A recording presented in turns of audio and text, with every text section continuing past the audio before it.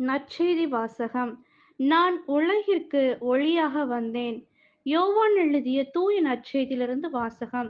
அதிகாரம் 12, இறைவசனங்கள் 44 முதல் 50. அக்காலத்தில் இயேசு உரத்த குரலில் கூறியது: என்னிடம் நம்பிக்கை கொள்பவர் என்னிடம் மட்டுமல்ல, என்னை அனுப்பியவரிடமே நம்பிக்கை கொள்கிறார். என்னை காண்பவரும் என்னை அனுப்பியவரையே காண்கிறார்.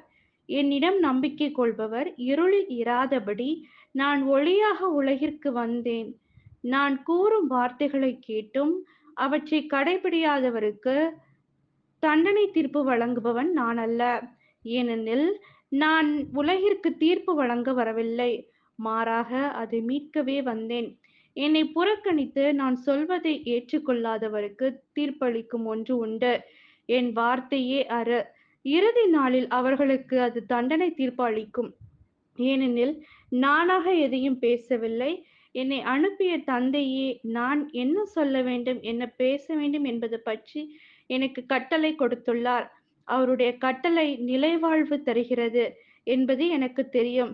எனவே நான் சொல்பவற்றையெல்லாம் தந்தை என்னிடம் கூறியவாறே சொல்கிறேன். இது கிறிஸ்துவின் நற்செய்தி. கிறிஸ்துவே உமக்கு புகழ்.